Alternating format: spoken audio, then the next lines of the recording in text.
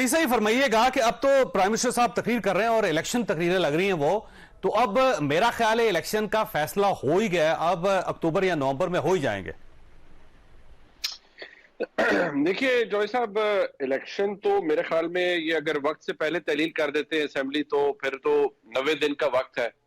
लेकिन क्योंकि president set हो चुका है लिहाजा अभी ये देखना है इन्होंने कि जो अगर जरा लिखी पड़ी कानूनी बात अगर मैं इख्तिसार से अर्ज कर सकूं वो तो ये है कि अगर तो नया जो सेंसस है यानी मर्दमशुमारी अगर तो वो सीसीआई के सामने कंफर्म हो जाती है तो फिर हल्का बंदियां होंगी जिसमें वक्त लगेगा, वो महीना 2 महीने ऊपर जा सकता है, मुझे नहीं पता वो 90 दिन से कितना ऊपर जाएगा, वो इलेक्शन कमीशन का काम है। लेकिन अगर कंफर्म नहीं होता, सेंसस के तहत इलेक्शन नहीं करवा रहे सर, ये पुराने सेंसस से करवा रहे सर। जी हाँ, फिर तो अब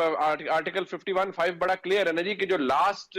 सर्टिफाइड या कंफर्म्ड सेंसस है उसके तहत ही फिर सारी सीट एलोकेशन भी होगी, तो फिर पुराने से होगा, फिर तो चले वो इलेक्शन उस हिसाब से वो बहाना तो सामने ना रहा। लेकिन इसके अलावा जो सूरत हाल है, इमरान खान साहब के केसेस का क्या बनता है, इमरान खान के खिलाफ मिलिट्री कोर्ट में केस जाता है नहीं जाता, उनके खिलाफ तोशा खाना और जो अलकादर ट्रस्ट का केस है उसके अंदर उनकी कन्विक्शन होती है नहीं होनी, ये बड़ा डिपेंड करता है। और मेरे ख्याल में उसी से पता चलेगा कि इलेक्शंस एवेंचुअली टाइम पर होने हैं या नहीं होने, ये इंपॉर्टेंट फैक्टर है और यही डिटरमिन करेगा पाकिस्तान के अंदर के इलेक्शन टाइम पे होना है। और पाकिस्तान तहरीक इंसाफ बहसीयत एक जमात फिगर आउट करती है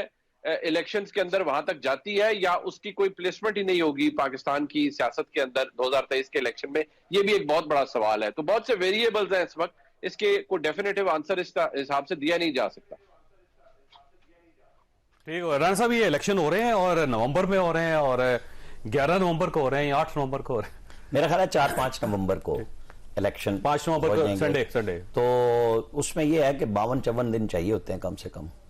और बंदयाल साहब 16 तारीख को रिटायर हो रहे हैं, तो 12 या 14 सितंबर का शेड्यूल मुझे लगता है कि आना चाहिए, क्योंकि जब सबको ये पता है कि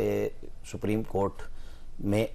कोर्ट के जजेस आपस में बात करते हैं और चीफ जस्टिस साहब ने खुद भी कहा कि हम पे इल्जाम लगता है हम ख्याल जजेस का, और बेंच फिर वो वही बना देते हैं। ठीक है, तो जब सबका ये कंसेंसस है और सदर साहब से इख्तियार भी पार्लियामेंट ने वापस ले लिया, जो जनरल ज़िया-उल-हक ने अपने आप को इख्तियार दिया था, ये ओरिजिनल आइन में भी अब इलेक्शन कमीशन ने ही तारीख देनी होती थी। अब इलेक्शन कमीशन तो अच्छी बात है, वो देंगे तारीख, वो हो सकता है अक्टूबर में दे दें, लेकिन मेरा अंदाजा ये है कि ये 4-5 नवंबर की कहानी होनी है। यानी और तीनों बड़े फैसले सितंबर में होंगे, और क्योंकि इलेक्शन का फैसला सितंबर में होगा,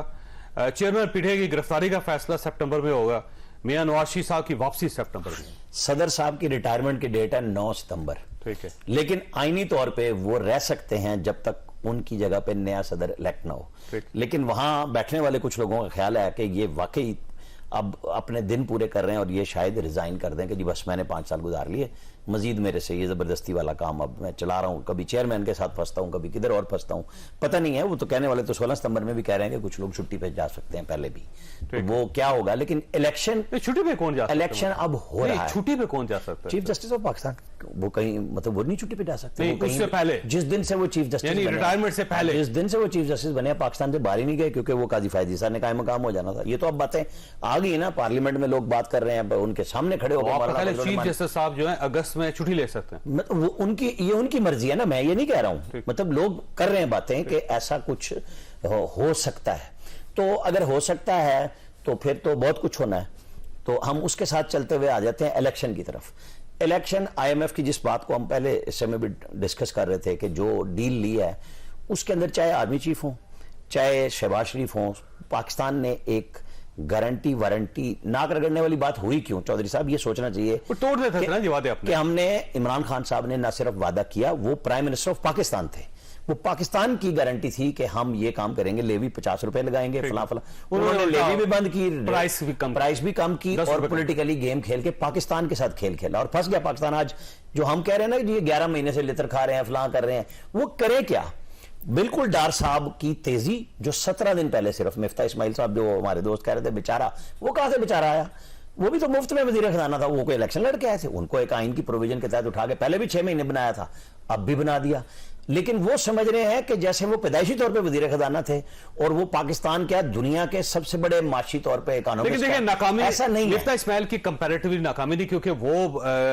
آلموسٹ یہی خیال تھا ان کا جو آج شہباز شریف کا ہے، وہی ساری شرطیں راضی کرنے ہیں، اس کے علاوہ مانے نہ مانے اچھائی اور برائی ناکام ہو گئے۔ میں نے پہلے اسے میں کہا کہ شہباز شریف ہی کی کامیابی اور ناکامی ہے، ٹیم لیڈر کون ہے؟ ان کا قائد نواز شریف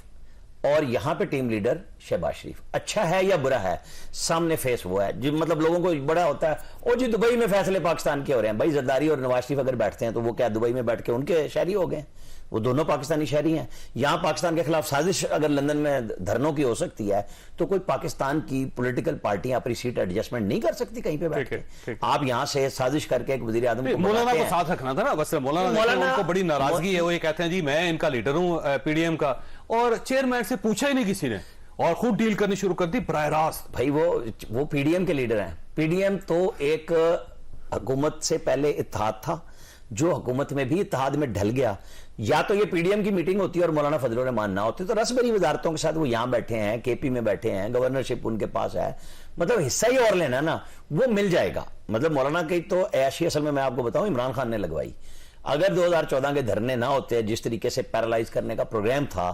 تو نواز شریف کو بھی ضرورت نہیں تھی اس وقت ان کی، وہ انہوں نے ساری پارٹیوں کو آن بورڈ لیا۔ اس میں مولانا کو پھر فن آتا ہے کہ قریب کیسے ہونا ہے اور انہوں نے اپنی جماعت کے لیے جو سیاست اسی کو کہتے ہیں نا، مطلب یہی راجنیتی اسی کا نام ہے کہ آپ کو موقع ملے اپنا فائدہ رکھیں۔ یہ بھی ریٹ بڑھانا ہے، ان کو بھی سیٹ ایڈجسٹمنٹ چاہیے،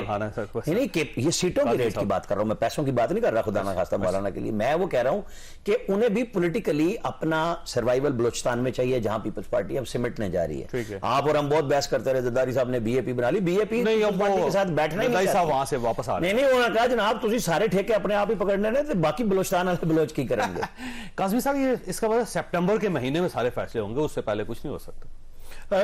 ایک تو بات بڑی یقینی ہے، وہ یہ ہے کہ اس ملک کے فیصلے جو آئین اور قانون کے مطابق عوام کو کرنے چاہیے وہ فیصلے بند کمروں میں ہو رہے ہیں، کبھی دبئی میں ہو رہے ہیں، کسی اور جگہ۔ اس پوری بحث کے اندر کہیں پہ آپ کو عوام نظر آ رہی جو اس ملک کھلا کمرہ کون سا ہوتا ہے سر؟ بند کمرہ ہی ہوتا ہے، اسی کے اندر ہونا۔ بند کمروں کے فیصلے وہ کہ 4 بندے بیٹھ کے وہ فیصلے کر رہے ہیں کہ جناب یہ ہو جائے گا، وہ وزیر اعظم بن جائے گا، یہ آ جائے گا، وہ کسی نے یہ کہا ہے کہ یہ شخص اتنا مقبول ہے کہ عوام اس کو وزیر اعظم بنا دے گی۔ بلاول اتنے مقبول ہیں کہ عوام سڑکوں پہ نکل آئے گی اور ان کو ووٹ دیں گے اور ان کو وزیر اعظم بنا دیں گے۔ ان میں سے کوئی بھی شخصیت اس پوزیشن میں نہیں ہے۔ بلاول مجھے بتا دیں چودھری صاحب، آپ پنجاب کی سیاست کو سمجھتے ہیں، 10 ایسے حلقے جہاں پہ بلاول صاحب کھڑے ہوں اور 70% چانس ہو کہ جناب بلاول وہاں پہ جیت جائیں گے۔ پنجاب مشکل 10 حلقے ایسے نہیں ہیں، ٹھیک ہے۔ اسی وجہ سے انہوں نے کہا کہ وہ ریسٹرکٹ کر رہے ہیں کہ اب 2 سے زیادہ حلقوں میں الیکشن ہی نہیں لڑ سکتے، اب وہ بھی باتیں ہو رہی ہیں۔ نہیں ویسے تو فیصلہ ظاہر اصلاحات ہو رہی ہیں، اس ٹائپ کا کوئی فیصلہ نہیں ہو رہا، اور نہیں وہ بیچ میں ان کی ڈسکشن وغیرہ ہو رہی ہے، وہ کہہ رہے ہیں اب دیکھیں ہوتی ہے یہ نہیں ہوتی۔ اسی طرح سندھ کے اندر 10 ایسے حلقے بتا دیں جہاں پہ نون لیگ سویپ کر سکتی ہے یا 70%۔ نون لیگ وہاں مار کھا رہی ہے، پیپلز پارٹی پنجاب میں، تو اب انہوں نے حکومت بنانی ہے تو حکومت بنانی ہے، مل کے حکومت بنانی ہے۔ اور ویسے پی ٹی آئی پورے پاکستان سے مار کھا رہی ہے۔ پی ٹی آئی اگر فری الیکشن ایسا ہو جس میں ان کو الیکشن لڑنے کی اجازت کیسا ہو، مثلا یہ جو الیکشن آئین اور قانون کے مطابق ہونا چاہیے، نااہل بھی کرو، عدالت سے جیل میں بھی ڈالو، پی ٹی آئی کو وہی الیکشن چاہیے۔ وہ تو جیسے ثاقب نثار صاحب ہی کر سکتے ہیں سر، نہیں وہ پاکستان کا آئین کر سکتے اور پاکستان کے عوام کو حق ہے وہ آئین کے مطابق اپنا ووٹ کا فیصلہ پاکستان کے عوام کیا کریں، بند کمروں میں نہیں ہونا چاہیے۔ میں الیکشن کی بات کر رہا ہوں، دنیا میں کس چیز میں الیکشن کا فیصلہ اپنے فیصلے پبلک میں بیٹھ کے اس طرح نہیں کرتے۔ دنیا میں مجھے بتائیں کون سے لیڈرز ہیں جو مائک لگا کے کہتے ہیں کہ آپس میں ہم نہیں، دنیا میں کون سے لیڈر ہیں سر یہ مجھے بتا دیں کہ جو نگراں وزیر اعظم آنا ہے وہ تو بیچارے راجہ ریاض صاحب کی مشاورت سے آنا ہے نا، ادھر کہیں کہ نام ہم حتمی کر رہے ہیں۔ دیکھیں یا تو آپ راجہ ریاض صاحب حمایت کریں گے، اس کی میں پہلے کہہ رہا ہوں، جو اسی طرف راجہ ریاض صاحب اسی طرف پی ٹی آئی والے نہ چھوڑ کے میدان بھاگ، اسی طرف میں آ رہا تھا چوہے صاحب، میں اسی طرف ہم خیال یہاں پہ ہوتا ہے، ایسی ہم خیال پارلیمنٹ آپ نے دیکھی کبھی؟ مزہ نہیں آ گیا کہ راجہ ریاض کہتا ہے جو آپ کہیں گے وہ کریں گے؟ ایسی ہم خیال پارلیمنٹ دنیا کی تاریخ میں کوئی گزری ہے کہ اپوزیشن کہے کہ ہم نے حکومت کے ٹکٹ پہ الیکشن لڑنا ہے؟